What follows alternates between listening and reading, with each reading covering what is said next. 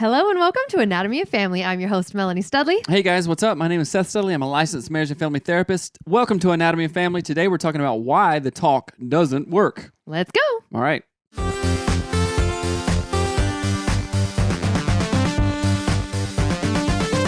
Today's episode is brought to you by Faithful Counseling. Go to getfaithful.com/anatomy of marriage to get hooked up with someone like me. Yes, someone like me, a licensed marriage and family therapist. You need counseling. Go to getfaithful.com/anatomy of marriage now. You need counseling and you know it. All right, thanks. Okay, we're going to dive into today's topic, and this is basically why the talk doesn't work with kids. And this came from, so we didn't What's know. the talk? What are you talking about? Like like the birds and the bees. Like, why okay. does that not work with chitlins, as my dad calls them? Chitlins? And children. And what to do about it? Because If you knew what a chitlin was, you would not say that. Isn't it like a part of a chicken or something? Or No, it's like a pig's intestine, gross and fried. But anyway, sorry, sidetrack. Okay. That is what today's topic is about, why the talk doesn't work and what to do instead. So let's start with why it doesn't work. But let's start with, did you have the talk as a kid? Did you hear the blank crickets just then? So that means no, not really. I remember my dad telling me what a period was, and that was about it. Was it like in relationship to a horse or something? I don't think so. Or a puppy? No. We were in the mall parking lot with me and my brother, and okay, talking about periods. Okay, that's great. That was learnful, I guess, but never learnful. But then I got like sex education in school in 6th grade. Right. Yeah. So did you ever have the talk? I don't think so. I think it was more like just don't get pregnant stuff. But my mom is fairly normal about that stuff, but very like that. Like, you figure it out. What about the church? Did you learn anything from there? No, I was No, Catholic. You don't learn about any of that stuff. You learn about... I learned about a virgin giving birth. That's what I learned and about. not birth control. Right, in the Catholic Church, right? Yeah, exactly. Yeah, so, I mean, that makes me think about the church like, it's what Dr. Corey Allen has said before. Sex is gross, sex is bad, terrible, don't do it. Oh, save it for the person that you love, right? For the person you get married. And that doesn't work, right? So just the abstinence model of, that church talks about clearly didn't work. Clearly doesn't work, right? Yeah, and so one of the reasons that we want to talk about this is we interviewed Dr. Tina Shermer-Sellers, who was amazing, who we'll have on the show eventually again. And she talked about this idea that it is not one conversation that does it. It's 100 1-minute conversations that create the talk, right? And one of the reasons that that's so important and so vital is that think about ages and stages. Like an 8-year-old does not understand the world the same way a 12-year-old does. And a 12-year-old does not understand the world the same way a 15-year-old or a 17-year-old does. So think about taking that in gigantic span of time and being like, okay, I'll teach my kid one thing once during this one time when their like brains don't even know anything. Yeah, when they're 11 or something like that. And you are your parents' kid. No, sorry. You are your kid's parents, and hopefully you know them better than anyone else, and you will know when is the right time, when is the wrong time. And so we're talking about development appropriate content, right? We're talking about age appropriate content, which not always goes with development because sometimes it's different.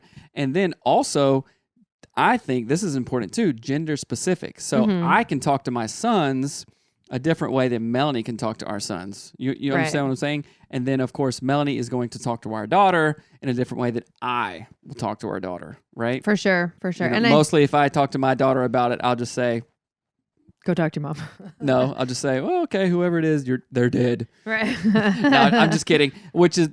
a lot of people do that, which, of course, I want to be very protective, but I'm not. That can be damaging, too, because then there's secrecy and like, oh, my dad will kill me kind of thing. And that's not the kind of environment we want to create. Right. So I think what again, go back to why the talk doesn't work is that it doesn't make sense to teach one thing to any age of kid who is like preteen, early adolescent, teenager. It just doesn't even make sense. So I guess I want to really bring home why it doesn't make sense before we even go on into what to do, because you've got to know why it won't work before you know what will work. So another reason that it's bad is that ages and stages, your children will let you know if they're ready to learn more about certain things by asking.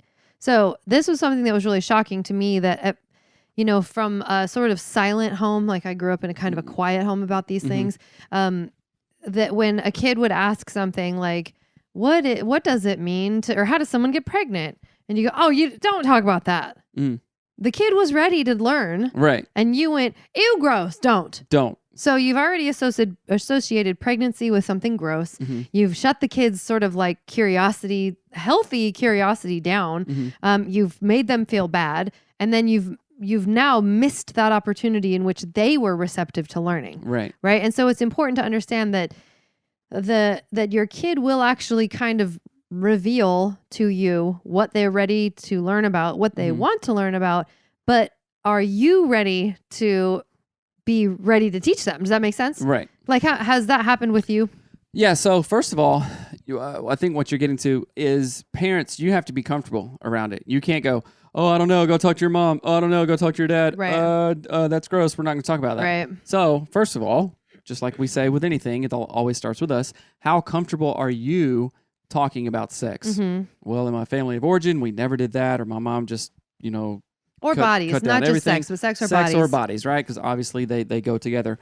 So first of all, assess how comfortable you are with that. Oh, I'm not comfortable. Okay, well, let's listen to more podcasts. Let's read some more books. Amazing You by Dr.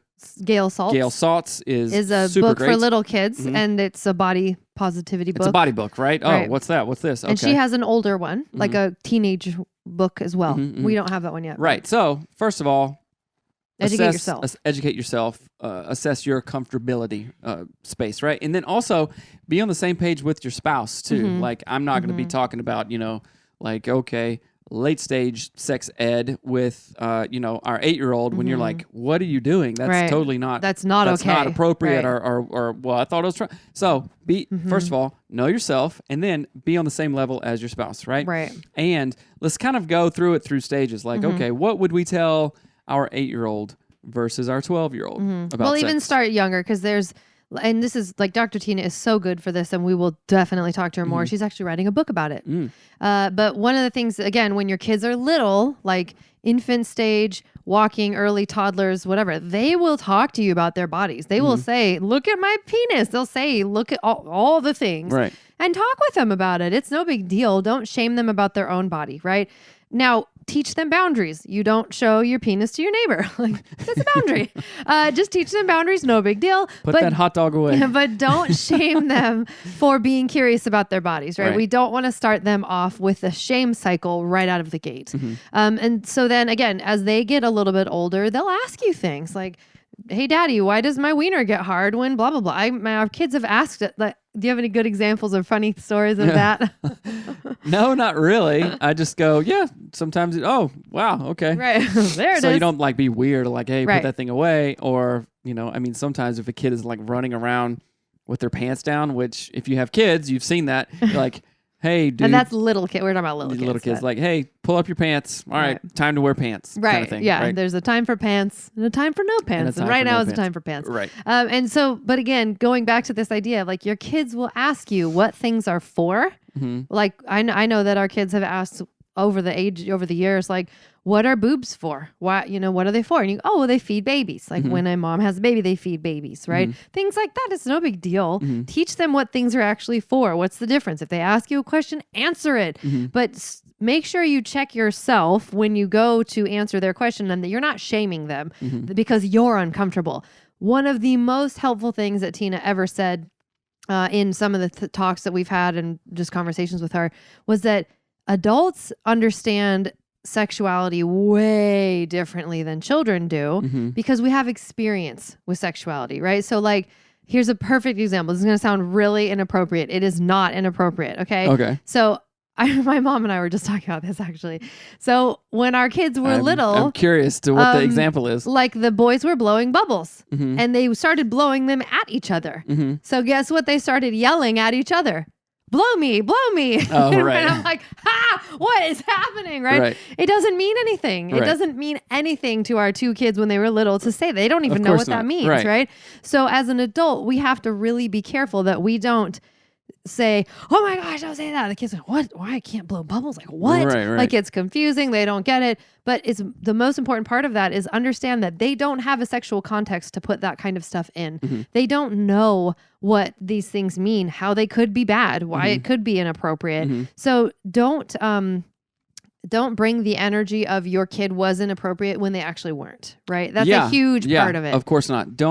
So that's a really very innocent version of, kids are innocent in the first place. So don't take your non-innocence or just worldly experience and layer it on top of your kid, because that can be shaming. That can be confusing. That can distort, like, well, wait a minute, that's just a word. Now it's something else. What are you even talking about, right? So that just goes back to what I was saying 2 seconds ago is you have to make sure that you are comfortable first, right? Yeah. So go read some books. Like Emily Nagoski, Come As You Are is super good. Anything by Dr. Tina Shermer-Sellers, Dr. Gail Saltz. All this is psychoeducation around healthy developmental sexuality. And Dr. Gail Saltz is Saltz. Saltz. It sounds like you're saying sauce, kind of. Salts, hot salts. Hot salts. Dr. Gail Hot Salts. There you go. But anyway, so there's a lot of opportunity as your kids are growing for you to do very damaging things to them by overlaying your understanding of sexuality on top of what they are saying that might be completely innocent. So we want to just factor that into stuff and kind of give parents the strength to educate themselves and step into the educational role with their kids in a healthy way. So let's go back to the idea of it's 1,000 1-minute conversations around this, right? And just very, very simple things. Wiener gets hard, you know, or this is really funny. If you have pets at home. Oh, yeah. And, this just happened to us. Like, okay, this is hilarious. But so we got a female dog and a male dog, right? And of course, they started doing what, Well, she was in heat. She was in heat, right? So they're humping all the time. We're like, get away and stuff. Because we want to have puppies, but they got out and sometimes did that. And they're like, Mom, Dad, what's going on? The dogs are stuck together. Right. And they got stuck together and all this stuff. But that was a really opportune time to go, well, that's how babies are made. Yep. And then, okay, wherever that goes. And our little one doesn't ask questions. Why? She may not be thinking about it, right? But our older ones, like, well, wait a minute. Why did they get stuck together? What happens there? It's like, well, let me tell you. Right. And then it's a perfect opportunity. And it wasn't like a sit down, let me take you out to dinner and talk to you about sex for an hour. Right. It was like, oh, the dogs are humping. The kids ask questions. All right, we'll talk about it. Right. So it's 1 billion 1-minute tiny conversations. And they may start out like this, like that. Dad, where do babies come from? Okay, it's a little kid, 5, 6, 7, or 8 or whatever. And that's when you pull out the Gail Saltz book. Well, Amazing You. Maybe. But then you could also say, well, when a mom and dad love each other very much, they come together and then a baby happens, and it's a beautiful thing, blah, blah, blah, all this stuff. And then, of course, they're going to just only ask more details from there as they get older, and then you're going to build off of that story. So the 1,000 1-minute stories are simply building blocks to like the final thing, which I think sex education never really stops if we're really looking into it. We can still learn things about sexuality and, to be honest, like, okay, what feels good, what doesn't feel good, what do you like, what do you not like? This is adult stuff, right? Clearly. But then it just builds and builds and builds. We call it a stack sometimes in other language. This stacks on this, Jenga. Stacks on that. Right, on Jenga, which we could not have gotten to, stack 100 if 1, 2, 3, 4, 5 haven't been laid down. I say Jenga, you say Jinga. Jinga. J-I-N-G. It's a southern thing, Jinga. You know what I'm saying? So what other insights do you have around the 100 1-minute conversations? I just that sort of threw me. I thought you were going to ask something different. I go back to this idea that it's your kids are going to ask you questions, answer them, but be prepared to answer them balanced, from a balanced position, a balanced mindset. But most importantly, think about this. Think about like handing your kid the manual to a job. Like, okay, here's how you become a supervisor at McDonald's, and you hand it to them when they're 7. Good luck. Right. And you just like walk Here you away. go. Like they're never going to absorb the information. They're not going to know what to do with it. And one of the best parts about having these little sort of micro conversations over the time and over years is that your kids will begin to trust that if you do it in a balanced and healthy way, that you're a safe place to talk about these things. And so they'll bring their questions to you, which again, my neighbor and I talk about this all the time. Her kids are teenagers, like in high school, and they're going to be in college soon. And she's like, it's almost shocking what my kids will talk to me about because I've become such a safe place for them. And not shocking like bad, perverted. That is not what I mean. Right. Shocking as in she's like, I would not think that they would come to me and talk to me and ask me about this, but they are. But she has done so much legwork on the front end, educating them. So she is a doctor. She sat her daughters or her kids down. She taught them, they all use biological terms, which is hilarious, but she taught them about contraceptives. She literally said, sex ed in schools is not good enough. I'm going to do it so that they're comfortable and they can come and talk to me. And she's like, it totally worked. Like they do talk to her and ask her questions. If something comes up that they've never heard, they ask her, what is this? Yeah. And sometimes it's shocking. And you go, holy, they know that? Yeah, there's some crazy stuff out there, right? So your kids can learn about this from you, or they can learn about it, the other, 8-year-old or 13-year-old on the playground, or find something on, whoever. TV their or, phone. on their phone, right? And, that's how basically I learned, if you want to know the truth. Right. We learned some stuff in sex ed, but like, oh, well, what do you really do? It was all through pornography. And that is not a good way to learn. Right. And as parents, one of the number one things that we can do for our kids, and I think one of my desires, is to raise the best eminently qualified human as possible, right? I'm using some Jocko Willink language there because I'm reading some of his stuff again. But like, I want my kid to know all the stuff, age appropriate, of course, and then be able to come to me to ask any questions. Hey, Dad, what's this? Oh, well, okay. Where'd you hear that from? First of all, to some degree, but then talk about it and explain it. I know that you want that as parents too. But first you have to be comfortable with it, tying it back. You got to be comfortable with it first. Right. And a lot of that becoming comfortable with this stuff takes a little bit of unlearning. It takes a lot of bravery. So I remember when we very first interviewed Dr. Tina, I had not realized that I was also silent and shaming body-wise in our home. And this was years ago, I was totally a prude. I wanted to name our kid Prude, actually. But I was very much like, oh, cover yourself. Oh, don't do that. Because that's how I grew up. Like, ew, put pants on. Or, ew, why are you wearing, like I was just always doing that. And the second we interviewed her, I was like, I'm doing this all wrong. Right. We went out immediately and bought Amazing You by Gail Saltz. We have another book, I think, another body book, maybe not. Maybe my neighbor gave us one. But anyway, so we immediately educated ourselves. And then I had to go to work changing my, what would the word be? Like the things. Your whole view on it, I think. Yes. Like so you had to unlearn and then relearn with better information. And one of the things that I did was I started changing clothes in front of the boys. I wear underwear and stuff, but I literally used to not do that. I would go away from them.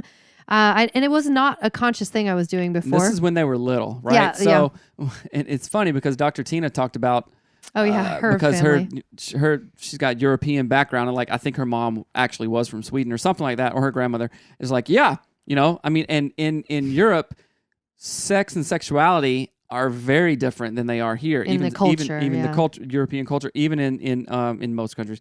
In sex ed and stuff. So Tina was telling a story about like, my mom would just not wear a shirt. It was her aunt, I think. Her aunt or somebody like that. They were at the beach in Seattle. Right. In like September, and it was hot out. And she said her aunt just took her shirt off. And she goes, she had like an industrial bra. She's 50-something years old. Just whipped her shirt off but and what walking it was around. is normalizing it. And I remember the first time we went to Europe, like there were women janitors walking in and out of the men's bathroom. And I was like, this is the greatest thing ever. I'm serious. I liked it a lot, of course, and they have beaches and stuff like that. Right. But it's very like normalized. Well, and even in just England, absolutely normalized. Remember the bathroom? Our daughter Hattie got locked into a bathroom stall. Yeah. And it was a unisex bathroom. And I was like, this is the weirdest thing ever. Like in America, people would lose their minds. They do lose their minds. But it's literally a unisex. You're washing your hands next to a businessman. Right. Right. And but again, it's part of normalization. I know, obviously, and clearly things go wrong and stuff like that. So we're not saying advocating that for at any all. of that. we're looking to normalize, to not shame, and to actually educate our kids. Because if you don't do it, mom and dad, auntie, uncle, Grandma. Somebody else will. Right. Will. Will. They will, right? So I want you to lead the charge in that. And if you're super uncomfortable with it and maybe you have your own shameful sexual narrative or whatever's going on, go to getfaithful.com/anatomy of marriage to get hooked up with a licensed therapist just like I am. There, you don't have to go to an office. It's all online. It's confidential. It's fairly cheaper than going to an office. You don't have to get a babysitter, do insurance and all this stuff. Getfaithful.com/anatomy of marriage, and you can get a specialized therapist for you to deal with all your stuff. Right.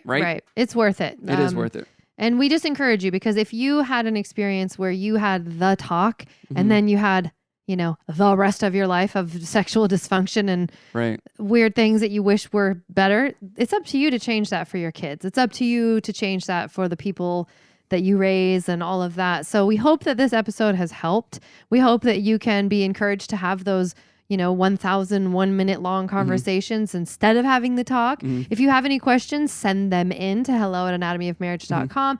And if our show helps you even one iota, please go rate and review it on iTunes and share it with your peeps.